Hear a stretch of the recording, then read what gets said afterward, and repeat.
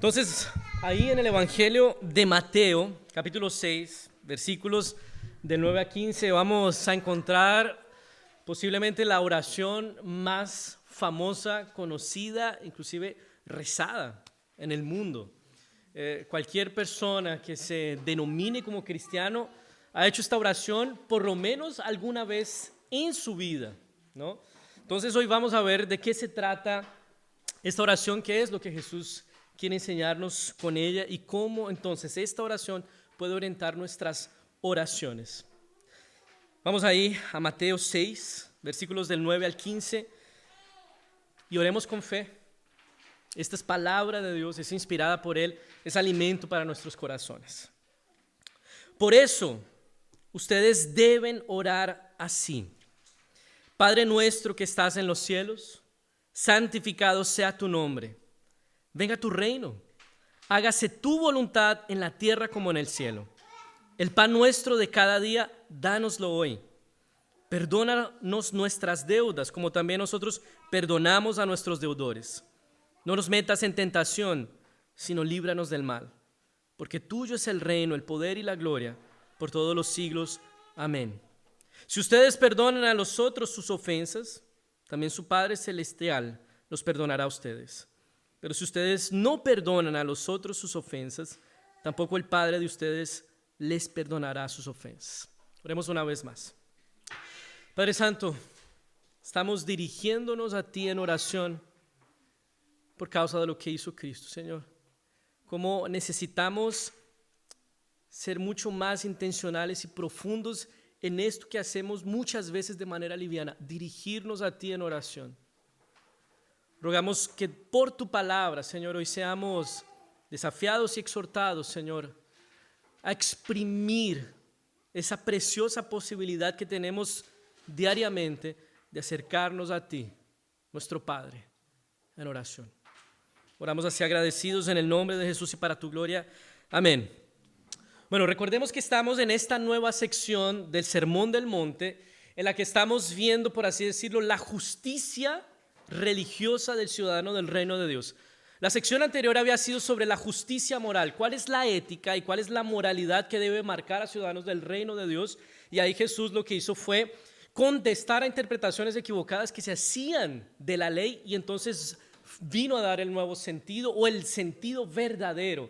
Escucharon que fue dicho, pero yo les digo, ¿no? Y ahora esta nueva sección nos propone también cambios y mudanzas en la manera en que nosotros asumimos nuestra espiritualidad, en la manera en que nosotros hacemos nuestras prácticas devocionales, nuestros ejercicios religiosos. Y hablamos que es importante que esta sección sea objeto de la reflexión y contestación de Jesús, porque por ahí podemos pensar que porque es religioso, porque es espiritual este ejercicio, ya está bien. Y muchas veces nuestros ejercicios espirituales, nuestras prácticas devocionales pueden ser practicadas con hipocresía, con mecanicidad, con superficialidad, pecaminosamente. Y entonces Jesús tiene que contestar esa manera en que nosotros muchas veces y constantemente vivimos nuestra espiritualidad.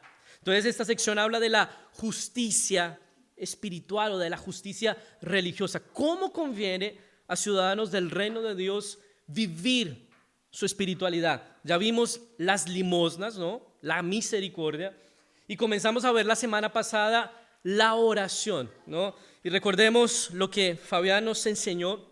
Jesús está corrigiendo dos posturas que se cometen con frecuencia en la oración. La primera es la de la hipocresía, orar para ser notado por los otros, sugerir que nuestra oración en verdad que nuestra oración es para Dios, pero en verdad lo que nos interesa es la alabanza y el reconocimiento de los hombres.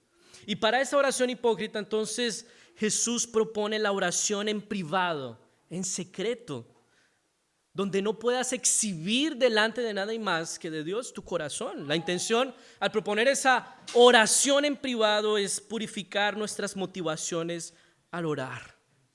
La segunda postura que Jesús corrige es la de la oración mecánica. Y para esa oración mecánica y superficial de vanas repeticiones, entonces Jesús propone la oración profunda y con sentido, porque Porque lo que tenemos en la oración es comunión e intimidad con Dios. Y esa intimidad no puede ser reemplazada por meras palabras mecánicas, repetitivas y sin sentido. En la oración estamos en comunión con el Padre. Nuestras motivaciones deben llevarnos a exponernos a Él, disfrutar de su amor, recibir su gracia. Entonces, cuando nos acercamos a Él en oración, nuestras palabras necesitan estar cargadas de intención, de presencia, de profundidad. Inclusive aquellas palabras que decimos en silencio. Necesitamos exponer el corazón. La oración no es protocolo o etiqueta para negociar con Dios. Doblegar su voluntad, decretar, declarar y que se haga nuestra voluntad. La oración es comunión e intimidad con aquel que nos conoce perfectamente y que nos ama sacrificialmente. Es muy importante tener claro esto, cuál es el papel de la oración en la vida del creyente y cómo debemos orar, porque podríamos confiar en la oración de manera indebida, tener fe en la oración y no en Dios a quien oramos. Estos paganos estaban convencidos que por su mucho hablar iban a ser escuchados por Dios. Creían y confiaban más en la forma de su oración que en el Dios a quien se están dirigiendo. Y nosotros podemos cometer el mismo error. Pensar que nuestra oración, la manera en que oramos, las palabras que decimos, el tiempo que pasamos en oración es lo que finalmente le tuerce el brazo al Señor. Y el Señor está corrigiendo esas posturas. No es así que nos acercamos delante de Dios. Entonces, después de haber corregido esas dos posturas y proponernos una postura diferente, Jesús nos ofrece la oración del Padre Nuestro para enseñarnos con qué disposición debemos orar, qué debemos buscar en la oración y qué prioridades deben orientar nuestra oración. Ahora, la pregunta delante del Padre Nuestro es: ¿cómo nos apropiamos de esta oración? Esta es una pregunta importante porque lamentablemente la oración del Padre Nuestro ha sido apropiada y usada justamente de la manera en que no debemos orar, ¿no? De manera mecánica, repetitiva, vana, sin considerar lo que estamos diciendo. Entonces, ¿cómo usamos? ¿Será que tenemos que recitar, repetir, replicar esta oración en cada una de nuestras interacciones con Dios? ¿Cómo la usamos? Yo creo que necesitamos entender que el Padre Nuestro, más que ser una oración recitada o para repetir, es como una estructura para la oración, en la que se nos dice delante de quién estamos, cómo es su carácter, y también se nos señalan cuáles deben ser las prioridades del cristiano, no solamente en la oración, sino de manera general como ciudadanos del reino de Dios. En esta oración del Padre Nuestro, el Señor Jesús también está haciendo, por así decirlo, un mini manifiesto dentro del gran manifiesto de cómo debe vivir, cómo debe orar y qué debe orientar y movilizar la oración de un ciudadano del reino de Dios. Y la oración del Padre Nuestro se divide básicamente en tres partes. La introducción, la primera parte: Padre Nuestro que estás en los cielos, que nos llama a la adoración y al reconocimiento de quien tenemos delante nuestro. La segunda parte agrupa tres peticiones referentes a los intereses de Dios: su nombre, su reino y su voluntad. Y la tercera y última parte contiene tres peticiones sobre nuestras necesidades: nuestro pan, nuestras ofensas, nuestras tentaciones. Y fíjense que esta estructura ya es lo suficientemente didáctica para enseñarnos qué debe ir primero en nuestra vida de oración y como cristianos. Primero la gloria de Dios, primero el reino de Dios y su justicia, primero la adoración, el reconocimiento, después nuestras necesidades. ¿Hay lugar para nuestras necesidades en la oración? Por supuesto que sí, pero ellas no son lo más importante en esta oración. Y esto debería también nortear y desafiar la manera en que nosotros oramos y nos presentamos delante de Dios. Ahora, no podemos pensar que si no hacemos la oración en este orden, de esta manera, en un lugar privado, en cierta cantidad de tiempo, en silencio, sin distracciones, sea una oración que no vale, ¿no? ¿Cuántos de ustedes ya han pensado o han sentido que esa oración de afán que hacen saliendo deprisa de casa, de camino al trabajo, es una oración que no vale? ¿Cuántos lo han sentido? No, esto no vale porque yo no estoy cumpliendo cada una de las condiciones que yo mismo estipulé. Y nosotros tenemos que recordar, delante de esa imposibilidad que a veces se nos vuelve a orar como a nosotros nos conviene más o como nosotros gustaríamos orar, que no somos oídos por la calidad de nuestra oración, sino porque Cristo abrió el camino al Padre. Esto tiene que estar muy claro. Inclusive cuando estás orando de camino a tu trabajo, peleando con el que está ahí en el tránsito al lado. No es un llamado a que oren de cualquier manera. Claro que no. Claro que orar disciplinadamente, dando prioridad al tiempo, refleja nuestra prioridad por el Señor. Pero a veces no va a ser posible. Y no vamos a ser escuchados porque nuestra oración cumplió los criterios que nosotros establecimos necesariamente. Somos escuchados por Dios por causa de lo que Cristo hizo. Entonces, no debemos cometer el error de convertir nuestra oración, incluido el Padre Nuestro, en un mérito o en una obra por la que conquistamos bendiciones o el perdón de Dios.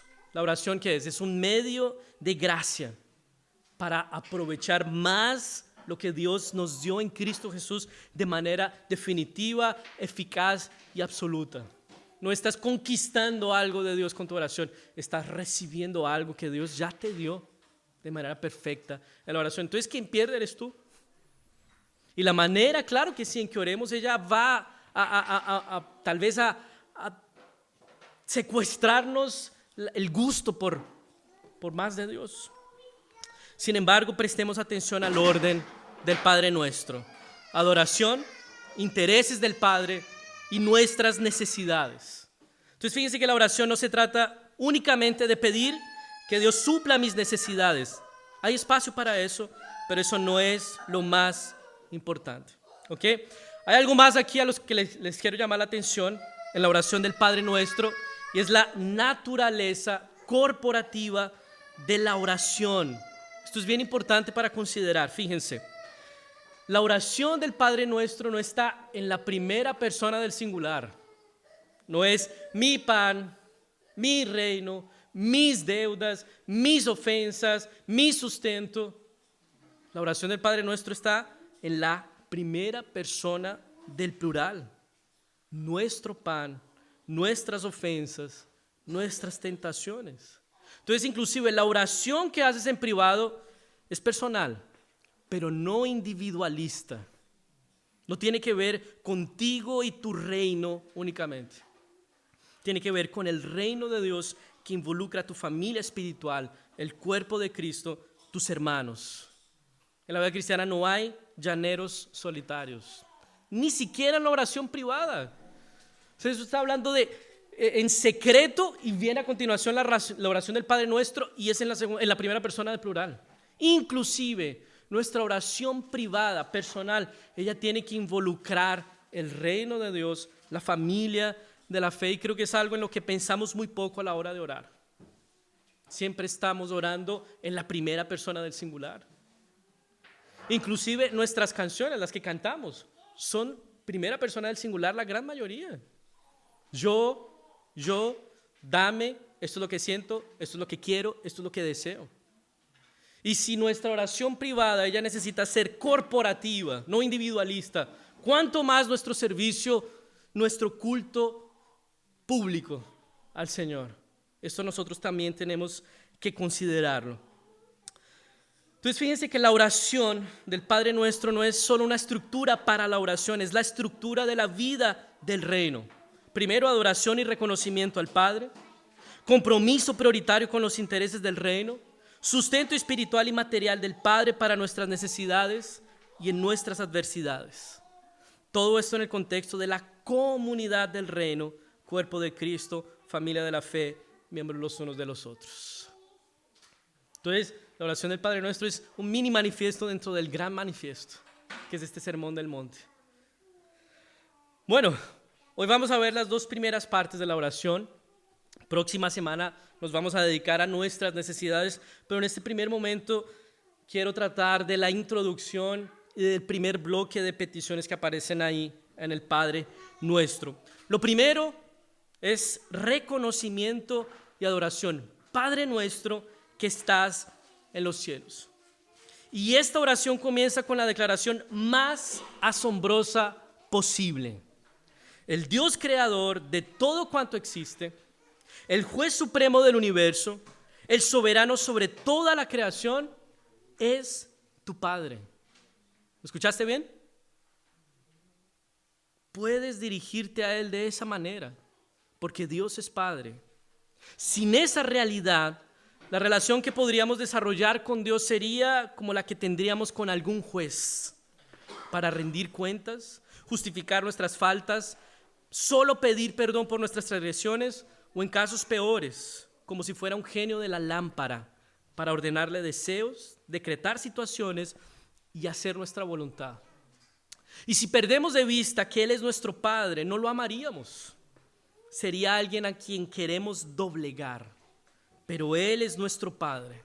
Es personal, anhela una relación con sus hijos marcada por la profundidad, el amor y el cuidado. Piensa en esto cuando te acerques a Dios en oración. Cada vez que te presentas delante de Dios, el creador del universo te escucha y lo hace como un padre. Lo hace como padre, en calidad de padre, porque Él es Padre. Él está atento a tu oración, a tu corazón. Su disposición para con nosotros, sus hijos, es de amor, atención, cuidado. Y es por esa razón que Él no quiere palabras vacías, mecánicas, repetitivas, que no exponen el corazón de quien ora. No quiere indiferencia, no quiere autómatas, no quiere idólatras que piensan que cumpliendo obligaciones, diciendo las palabras correctas, podrán obtener beneficios, que podrán desbloquear bendiciones, que haciendo ciertos ritos pueden manipular su voluntad. Piensa en tu propia paternidad, maternidad. ¿Cuál es la disposición que como padres esperas de tus hijos? Que hablen contigo con palabras extrañas y entonaciones artificiales. Se presenten delante de ti, mi hija Ana Paz abra la puerta. Hola, padre. Y muchas veces vamos de esa manera y con ese corazón. ¿Es lo que esperas de tu hijo? No. Quiero profundidad, quiero su corazón, quiero sus palabras genuinas, balbuceantes, incompletas, pero quiero su corazón. ¿Quieres que tus hijos todo lo que hagan sea manipularte para obtener cosas de ti? Que vengan vacíos y sin sentido, con el corazón fuera de esa habitación, no. Pues Dios quiere lo mismo de nosotros. Lo primerísimo que Jesús nos dice en la oración, con la que nos está enseñando a orar, es que Dios es Padre. Permite que eso cautive tu corazón, de verdad. Yo, mientras que estaba preparando este sermón, veía a mis hijas y me ponía un poco en su lugar. Ellas tienen confianza conmigo. Todavía no son tan grandes al punto de querer solamente manipularme. Yo tengo esa posibilidad delante de Dios. Ahora, hay algo más que debemos considerar aquí en esta frase introductoria. Y es que si bien Dios es nuestro Padre, Él no es como nosotros. Él no es como nuestros papás, al que podemos manipular, inclusive faltarle al respeto. No estamos en una relación de pares con Él. Él no es nuestro compadre. Él es el Dios que está en los cielos. Él es trascendente, distinto de nosotros. No solo porque Él no peca y nosotros sí, sino porque Él es el Dios todopoderoso, soberano y sublime, y nosotros somos seres creados, finitos, limitados, y encima de eso pecadores rebeldes. Somos distintos, diferentes. Hay un abismo tremendo entre Dios y nosotros. Él es el Padre que está en los cielos. Las naturalezas son completamente diferentes. Hay un abismo, como les decía. Y a no ser porque el Padre quiso tener una relación con nosotros, habría sido imposible conocerlo y ser amados por Él. Él es nuestro Padre que está en los cielos. No podemos perder de vista ese binomio. Padre nuestro que estás en los cielos. La confianza, el amor, el deleite que encontramos en el Padre deben ser acompañadas por el temor, el asombro, la admiración, la obediencia y la adoración, porque Él está en los cielos. Eso necesita ser de nuestra profunda consideración y reflexión cuando nos acercamos al Señor. Entonces somos llamados a reconocerlo y adorarlo. Y eso ya propone una disposición para nosotros. Nos acercamos como hijos humildes, no como señores altivos delante de Él. Y entonces la primera petición que aparece aquí en el Padre Nuestro guarda relación con ese reconocimiento, con esa adoración de la introducción. Santificado sea tu nombre. Que el nombre de Dios que representa su ser sea apartado, tenido en la más alta y adecuada consideración. Que a su nombre, a su persona sea asociada gloria, santidad y belleza. Tanto en nuestras vidas, es decir, que nosotros podamos crecer en ese reconocimiento constante, llevándonos a vivir en coherencia con la santidad de nuestro Padre Celestial, tanto en la vida de otros que por nuestro testimonio y nuestra proclamación del Evangelio reconocen la santidad de Dios. Santificado sea tu nombre. No estamos añadiendo más santidad al nombre de Dios. Solo estamos pidiendo que esa santidad perfecta y absoluta sea reconocida en nuestras vidas y en la vida de nuestro prójimo. ¿Qué deberíamos esperar de una oración que pide que el nombre de Dios sea santificado? Yo creo que la misma conciencia que recibió el profeta Isaías cuando fue llamado por Dios a ser profeta. ¿Recuerdan qué le sucedió a Isaías cuando fue llamado a ser profeta? Recibió un vislumbre de la gloria y la santidad de Dios. ¿Y cuál fue la actitud de él? ¡Ay de mí! Soy hombre muerto. Mis ojos han visto al Rey, el Señor de los ejércitos, aun cuando soy un hombre de labios impuros y habito en medio de un pueblo de labios también impuros. Hubo asombro, conciencia de la finitud y del pecado, delante de la majestad, infinitud y santidad del Padre. No quedó indiferente, no comenzó a justificar su pecado y sus faltas, no escondió sus transgresiones. Delante del Dios Santo fue tomado por una profunda conciencia de la santidad de Dios. Su nombre, el de Dios, fue santificado. Yo creo que nuestra oración debe pedir lo mismo, que nuestras conciencias sean tomadas cada vez más por su santidad, por el asombro, la admiración y el temor, recordando que Él es nuestro Padre. Porque sin esa realidad de que Él es nuestro Padre, lo único que experimentaríamos sería desespero, culpa, condenación. No habría perdón, no habría segundas oportunidades, no habría confianza para acercarse a Él. No lo amaríamos, querríamos escapar de Él. Pero Él es Padre, Él tiene cuidado y amor por nosotros. Él nos recibe como sus hijos. Santificado sea tu nombre. La segunda petición: venga a nosotros tu reino. El reino de Dios es su gobierno y dominio sobre toda persona que responde con fe y arrepentimiento al Evangelio. Y entonces entra el reino, entra bajo el dominio y gobierno de Dios. Pero no es solamente eso. El reino de Dios también es la realidad futura en la que toda la creación será totalmente renovada, donde no habrá más pecado y Dios habitará en su creación junto a su pueblo sin ningún impedimento. Y nosotros necesitamos pensar en el reino de Dios en nuestras oraciones para entender que la oración no es una herramienta para desarrollar nuestro pequeño reino. La oración no se trata de yo meter a Dios en mi vida para que resuelva mis problemas y me dé algo de paz. La oración se está sumando al gran desarrollo que Dios está haciendo en su creación, llevar su reino a plenitud. Y eso es lo que estamos pidiendo. Venga a nosotros tu reino. Estamos reconociendo que nuestra historia está dentro de una historia mayor, la de Dios, y que Él llevará a cabo su reino y que nosotros hacemos parte de Él. Venga a nosotros reino. Fíjense, esto es bien diferente de lo que generalmente nos enseñan con relación al cielo, con relación al reino de Dios, que es más bien escapista. Queremos ir al cielo lo más pronto posible. Y Jesús dice, venga el cielo a nosotros. Una oración así debería colocar nuestros pies sobre esta tierra y mirar con esperanza al futuro, porque el Señor va a llevar su reino a plenitud. Y mientras que el reino de Dios nos llega a su plenitud, entonces rogamos y oramos al Padre que su reino siga abriéndose camino entre los corazones de aquellos que responden al Evangelio. Oramos para que la realidad gloriosa, impecable y perfecta del reino consumado venga a nosotros. Oramos para que nuestras obras propias de ciudadanos del reino brillen delante de los hombres y glorifiquen al Padre. Entonces, orar para que el reino de Dios venga es orar por nuestra responsabilidad de dar testimonio del Rey del reino por medio de la predicación del Evangelio. Es orar para que veamos la justicia, la paz y la alegría que el reino establecerá de manera perfecta y definitiva.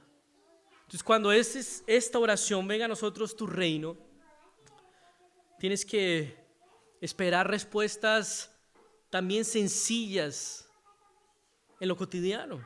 Venga a nosotros tu reino tiene parte de su respuesta en esa conversación intencional que tenemos con un vecino sobre el Evangelio. Tiene parte de su respuesta en la contribución que damos para que la iglesia continúe proclamando el Evangelio. Tiene parte de su respuesta cuando oramos por distintos misioneros que están en el campo predicando el Evangelio para que el Señor los sustente y los fortalezca.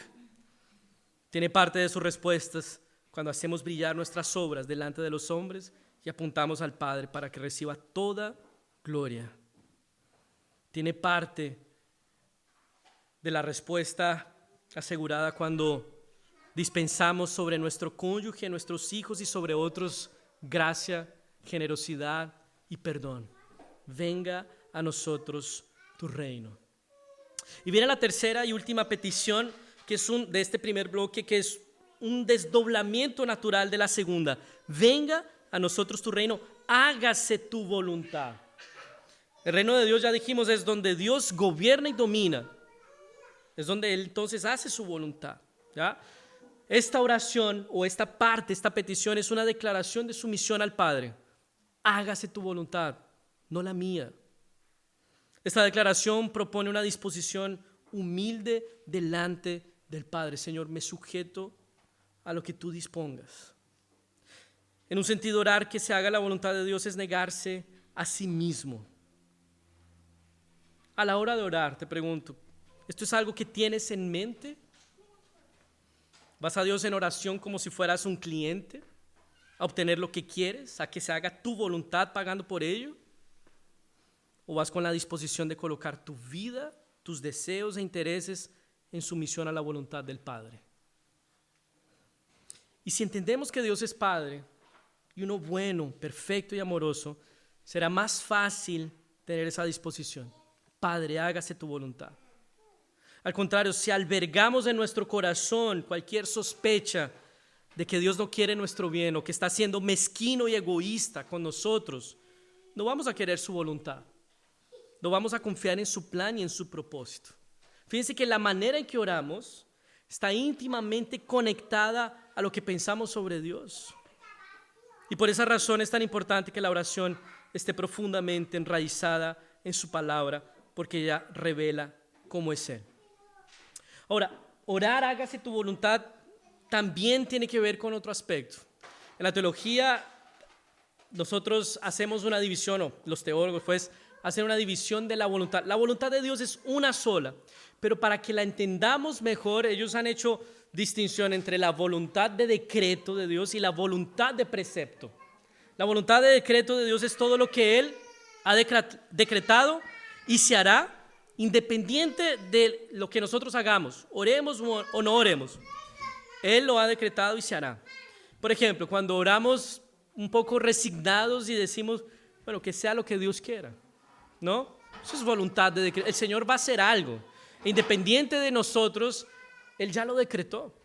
Entonces, lo que estamos diciendo al orar, hágase tu voluntad, es en un sentido decir, Señor, confiamos en que lo que harás es mejor para nosotros. Haz lo que tengas que hacer, confiamos en ti, nos rendimos a ti. Podemos orar, hágase tu voluntad, para declarar que nos rendimos y nos sujetamos con confianza y esperanza al designio de Dios. Pero está la otra parte o la otra distinción de la voluntad de Dios, que es esa voluntad de precepto, que es aquella que Dios coloca de manifiesto en su palabra, en la que nos indica cómo desea que nosotros vivamos. Son sus preceptos, sus leyes, sus mandamientos. Y esto es algo que también debemos considerar a la hora de orar, hágase tu voluntad. Estamos pidiendo al Señor, queremos obedecer tu voluntad. Señor, danos la gracia para obedecer tus preceptos y todo aquello que ya has dejado claro en tu palabra, hágase tu voluntad. Esta oración se parece a una frase de Agustín de Hipona que dice, concédeme lo que me ordenas y ordéname lo que quieras. Hágase tu voluntad. Necesito gracia y capacidad para ser obediente a tu voluntad. Y esta petición también involucra pedir que el Señor nos dé hambre por su palabra, que es el lugar donde se revela su voluntad. Así hágase tu voluntad también es un pedido para que nosotros podamos conocer todo lo que nos sea posible acerca de la palabra de nuestro Padre, para que podamos hacer su voluntad. Esta petición nos lleva directamente a la palabra de Dios, para entender cuál es la voluntad de Dios y vivir conforme a ella. ¿Será que nuestras oraciones se parecen a esto? ¿Será que tienen esta disposición? Es así que nos acercamos a Dios cuando oramos. Fue así que Jesús nos enseñó a orar. Y esto necesita ser considerado a la hora de nuestra oración. Ahora, para finalizar, como ya les dije, el Padre Nuestro inicia con la declaración más asombrosa, y no apenas asombrosa, más asustadora y escandalosa de todas que se pueda hacer con relación a Dios. Y es que el Dios creador de todo cuanto existe puede ser llamado de Padre. Y en el contexto en que Jesús pronuncia esto, judíos, para ellos esto sonaba totalmente extraño y blasfemo. No era apenas extraño, era blasfemo. Esta designación era inexistente en la historia y literatura judía. No hay ningún registro de eso. Los judíos no se dirigían hacia Dios hasta que apareció Jesús. Un judío que se dirigía a Dios como su Padre. Y lo consideraron blasfemo por eso. Jesús es el único con el derecho legítimo de llamar a Dios de Padre. ¿Por qué? Porque Él es el Hijo unigénito de Dios. Y Él quiso libre y voluntariamente compartir ese privilegio con otros. ¿Cómo lo hizo? Penetró en nuestro mundo, se encarnó y se hizo uno de nosotros con la firme intención de comprar para otros la adopción de hijos. Vivir y morir para compartir con nosotros lo más precioso que tiene, ser hijo de Dios. Entonces, que podamos llamar a Dios de Padre, costó Cristo Jesús. Cristo encarnado, despojándose de su gloria y humillado para vivir por nosotros la vida perfecta que el juez del universo exige. Costó Cristo muriendo en la cruz para que rebeldes pecadores sean perdonados de sus transgresiones y adoptados en la familia de Dios. Entonces puedes llamar a Dios de Padre, no por algo que tú haces, no por un esfuerzo de tu parte, o porque todos somos hijos de Dios y no hay problema. No. Puedes llamar a Dios de Padre porque Jesús, el unigénito de Dios, pagó el precio de nuestra adopción. La única manera en que Dios sea Padre para ti es confiando en Jesús, su Hijo unigénito. Él pagó el precio de tu adopción. Es rindiendo tu vida al Salvador. Es siendo representado por Él en su vida y en su muerte. Entonces, sin que rindas tu vida a Jesús, sin que confíes en Él, sin que Él sea tu Redentor, Dios no es tu Padre. Dios no es el Padre de todos. Dios es el Padre de aquellos que están representados en Jesús, que tienen fe en Él. Así que ser hijo de Dios es la cosa más crítica e importante que puede suceder en nuestras vidas. Porque si Dios no es tu Padre, que esa es nuestra situación por naturaleza, entonces Dios será el soberano y juez supremo del universo delante del que tendrás que comparecer algún día, por tus propios medios, por tu propia justicia y obras. Y la mala noticia es que ellas serán insuficientes, todo lo contrario, ellas obrarán en contra tuya y serás condenado. No habrá rebajas de pena, no habrá vacíos legales, no habrán abogados truculentos intentando defenderte, habrá justa condenación. porque hay rebeldía, pecado y transgresión. Entonces, la primera pregunta que debes hacerte al escuchar algo así es: ¿soy hijo de Dios? Si lo eres, ¿cómo vas a responder? Si no lo eres, ¿cómo vas a responder a Jesús? Si Él no es tu representante, si no has depositado tu fe en Él, ¿cómo vas a responder? Y la Biblia dice que a todos los que le recibieron, a Jesús, a los que creen en su nombre, les dio el privilegio de ser hechos hijos de Dios. No hay otra manera. Esa es nuestra esperanza, que el Dios creador puede ser nuestro Padre celestial. Y podemos tener la confianza que en este mundo nuestro Padre nos conducirá con bien hasta su reino eterno. Él cuidará de nosotros, Él proveerá para nosotros, y lo más importante, cuando tengamos que comparecer ante Él, habrá gracia y misericordia, porque Él es nuestro Padre. Y porque alguien en nuestro lugar nos defenderá y justificará, nuestro hermano mayor y Redentor Jesucristo. Podemos llamar a Dios de Padre porque nuestro hermano mayor salió a buscarnos y a llevarnos a la casa del Padre. Muy diferente a lo que hizo el hermano mayor de la parábola del hijo pródigo. Él sí salió a nuestro rescate y nos llevó a vivir al Padre para ser tratados como hijos. Esa es la única manera de ser hijo de Dios. Y por esa razón, por lo que Cristo hizo, podemos acercarnos al Padre y decir, y yo quiero que todos ahora en este momento podamos hacer la oración del Padre Nuestro leyendo el texto, considerando todo lo que hemos hablado hasta ahora. Por causa de lo que Cristo hizo, entonces nosotros podemos orar. Padre nuestro que estás en los cielos, santificado sea tu nombre, venga tu reino, hágase tu voluntad, así en la tierra como en el cielo. El pan nuestro de cada día, dánoslo hoy. Perdónanos nuestras deudas, como también nosotros perdonamos a nuestros deudores. No nos metas en tentación, sino líbranos del mal. Porque tuyo es el reino, el poder y la gloria por todos los siglos. Amén. Amén.